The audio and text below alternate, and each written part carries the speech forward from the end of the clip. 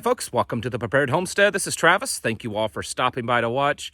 Well, for the last few months, off and on, we've talked on this channel about a couple of very important things that, affect us directly and indirectly and with all this that's going on, and that is the economy, specifically in regards to the inflation of our currency and the supply chain and the availability of goods that people need. I mean, many of you've sent me messages, you've sent me emails. We've all seen the pictures floating around online of empty store shelves, and most all of you have experienced that from time to time. And of course, there's always the person that gets on and say, "Oh, well, it's fine in my area. I don't know what you're talking about. Everything's just fine and dandy where I'm at." Well, I've talked about it, of how I think this is going to start to come to a head. That it's not just going to keep playing out this way, that at some point it's going to start getting a little bit worse. And I think we're starting to see that. In the last 24 hours, 48 hours or so, there has been a big uptick in news articles from mainstream sources that are talking about the empty store shelves. And I want to talk about that and about the inflation numbers, because they came out today with the new inflation numbers, and what that really means for us. Because I think there's more to it than just, well, there's just less stuff on the shelves and there may be shortages and we should go out and buy all of our stuff that we need. There's a little bit more to it than that. Before I get into that, I want to put out, and I don't do this very often at all. This is more of a unique situation. I've got some friends in northwestern Arizona, and they're just looking for people to connect with. Folks like many of you that watch this channel. They're a retired prepper couple. They're Torah observant. If there's any of you out there and you're real, you're not crazy, all that kind of stuff, send me an email. And maybe I can kind of help you connect. I'll try to do the best I can to kind of filter out all the people that, well, you know the kind of people I'm talking about, the little trolls. But anyways, it's a good couple, good friends, and good people. And they're if you're familiar with northwestern Arizona, you know that there's just not much out there, and they're just trying to find others like them to connect with. So I have an email that should be popping up, or already has, and you can shoot me an email and we'll see about maybe making some connections. Anyways, so the new inflation numbers came out today. If you haven't seen them already, yes, they're up 7% is what they're saying for consumer inflation. Now, I feel like I'm a broken record because I say this every time we talk about the inflation numbers. Most of you know this, but this 7% number isn't really the actual inflation. So then the articles that are talking about, and all the news talking about it today, is comparing it to the inflation that we experienced back in between 79, 82, back during that time period. The thing is that inflation was figured differently back then than what it's figured now. Somewhere in the 90s, they started calculating it differently. This isn't just me saying this. You can find ample enough information out there to back this up, that it's figured differently. And because they figure it differently, it makes the numbers much smaller, okay? A lot smaller than what they really are. So if you figure today's inflation based on the old way of figuring it, so that you're actually comparing apples to apples, today's inflation rate would probably be somewhere between 15 and 17%. That's pretty substantial. That's way more than what we had back in the 80s, okay? But they don't want you to know that. They don't want you to get it, that inflation is really that bad. They gotta keep the sheep calm, right? I mean, if you've ever had cattle, especially sheep, because they're the worst, you got to keep them calm. You don't want them to know that there's really something dangerous out there, because then they get crazy and they jump all over themselves and they run and they scatter, and then they end up getting themselves into more trouble. So we have to keep all the sheep calm and not let them know what's really going on. Along with that, the news media is just, and I'm just going to start playing them, up here in this little area right here. News articles, lots lots. I mean, the little keyword, whatever, empty shelves is trending. Empty shelves Biden has been trending on the internet. And if you just do an internet search for empty shelves, there's tons of news articles. Just about every news agency is issuing articles on this. And so as you can see, as these go through, there's a lot. And it's kind of like they just woke up, right? It's kind of like the news media just kind of woke up and they're like, whoa, what? The shelves are empty? People are struggling to get the stuff that they need. And the inflation is up. People don't have as much money, buying power as they used to. And so the prices of everything has increased, and there's not enough stuff on the shelves to begin with. This is a problem. This is a problem that Americans have never, ever had to deal with. Not at the same time. Even back during the Great Depression, the big problem was is that people just didn't have money. There weren't jobs. People just didn't have the money to buy things. But if you had money, if you had money and everything, you could go out and get stuff. We're dealing with several things. This is a perfect storm. We've talked about this over and over at length. What's going on right now in our world is a perfect storm, and it's an orchestrated perfect storm. If you don't believe that, go out and buy some books from Klaus Schwab. He's really good at writing books on, what's actually going on. And I'm not joking. But these articles, they're talking about how it's bad. And in fact, it's not just bad, it's getting worse. And obviously there's on the surface, the immediate danger is that there's just not as much stuff out there, and that it's probably going to get worse, because in a lot of these articles, they talk about that there's, we're looking at least 6 months, maybe longer, of this being this way and progressively getting worse. So the initial worry is obvious that, food that you need, but what if we can't get it?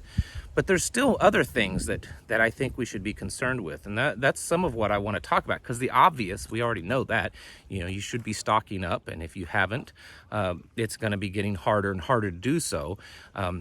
We just went grocery shopping this week, and we went to a store that we normally, it's a kind of a bulk store where we bulk up every once in a while, just to see what they have. And we got a few things, but honestly, their prices have gone up, and they did not have near the selection that they used to. And it's not their fault. It's just the world that we live in.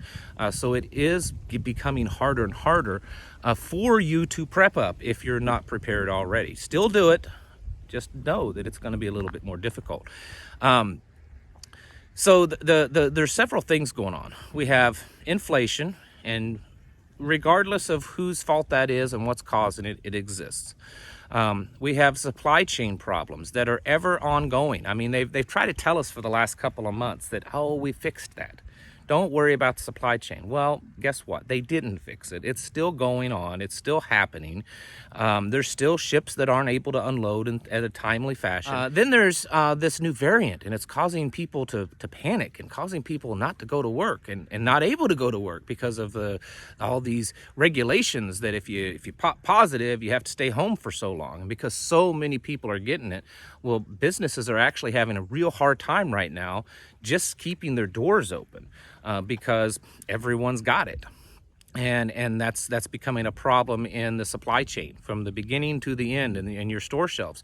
A lot of stores aren't able to keep employees to actually unload this stuff and to keep the shelves filled, and all the way back to truck drivers and warehouse workers and dock workers. It's becoming a problem there. And then there's also inflation, and that's a problem too, because it's making it hard to buy the stuff.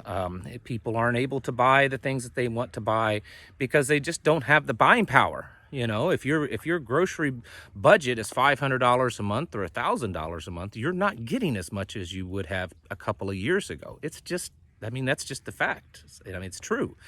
And so we're seeing that problem. Of course, the White House's economic advisor says that it's a weird phenomenon. That's what he said. Watch this little video. Now, is these price increases are a global phenomenon, and that reflects the nature of the global challenge of coming through a pandemic. It's weird, isn't it? I mean, we don't understand it. It's a phenomenon. It's like something that just cannot be explained, this inflation, which is also very ridiculous. The problem that I see here is not just the lack of goods, not just the inability to purchase the goods that you need because of inflation. There are some psychological things going on here. Think about it. Americans have never had to deal with this. One of the things that Americans have been known for forever and around the world is that we have plenty. We are the land of plenty. We have more than what we need. In fact, we have so much food here in America that we throw away around 40% of the food that we have, and we still have enough.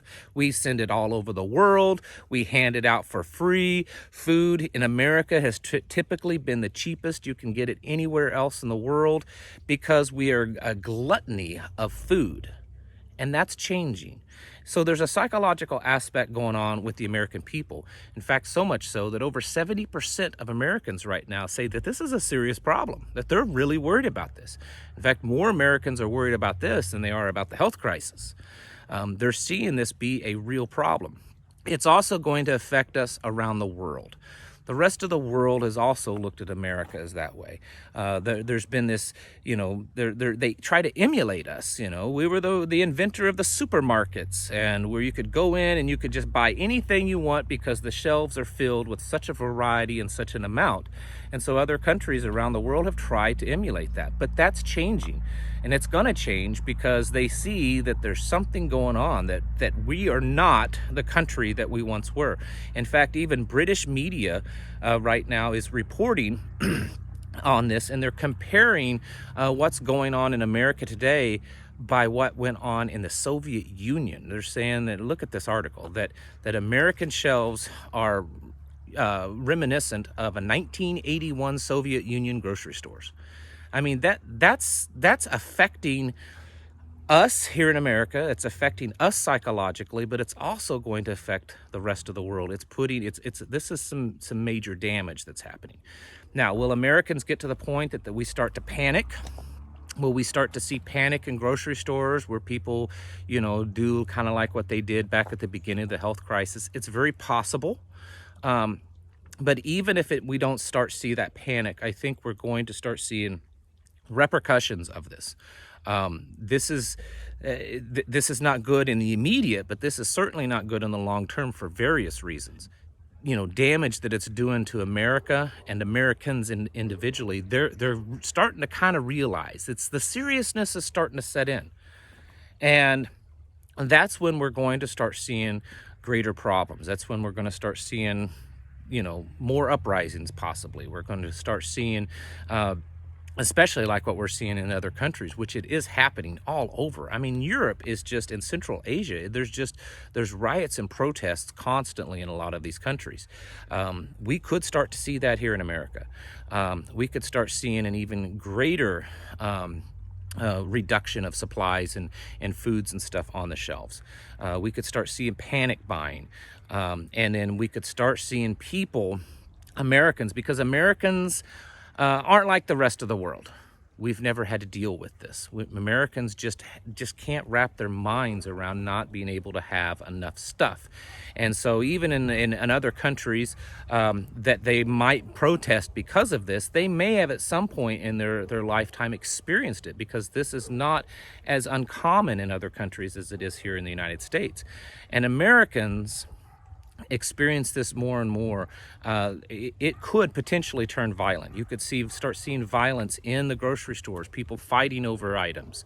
You could see, we've already seen looting happen in grocery stores, looting groceries and looting things like soaps and fabric softeners and things like that. And we're not talking high dollar items. They're not going in and looting high dollar sneakers and jewelry. They're looting groceries, okay? This is a problem that we've talked about, a problem that we've warned about, but it's actually happening now, and it's going to get worse. Here's an article from Canada, from Toronto, and they're talking about, of course, this is happening also in Canada, but they're talking about that on January 15th, which is coming up really soon, there is a new rule, and I've talked about this before, in regards to truck drivers crossing the United States and Canadian border. The rule is that they all have to have this, okay? And right now, as it stands, about 20% of truckers are absolutely refusing. They say they're just not going to do it.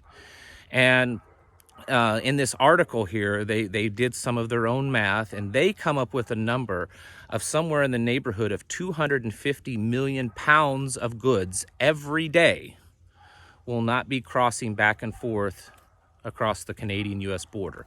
That's stuff going into Canada and stuff coming out of Canada. That's pretty significant, 250 million pounds a day. That will not be, I mean, the trucking industry is already struggling. They're already struggling because of needing help and of needing enough drivers and keeping them going because of, you know, all the stuff that's going on.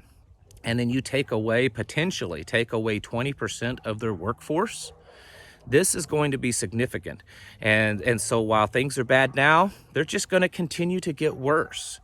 And this isn't even talking about, you know, all the potential for, you know, crop failings and things like that will also interfere with food shortages and inflation in areas of like fertilizers and fuels needed to process crops into food. Folks, we're getting into some very serious times. And I don't want to get on here and sound like that I'm fear-mongering. I don't think it's fear-mongering to point out something that's actually happening. You know, I mean, if you're in the woods with your buddy and you see a big old mountain lion behind him, telling him, hey, you got a mountain lion behind you. You need to watch it. That could jump on it. That's not fear-mongering, folks. That's telling people what's going on. And that's what I'm trying to do, is help you realize how bad it is, and so that you can continually prepare, because that's what we have to be doing. Can you and I stop this? No, absolutely not. Should we ignore it? No, that would be foolish to stick our heads in the sand. So what do? Well, we pray. We get prayed up, because that's the most important thing. We get our house in order by preparing ourselves mentally, physically, and spiritually, and getting ourselves ready for what's happening and what is yet to come. All right, folks, thank you for watching. I'll catch you in the next video.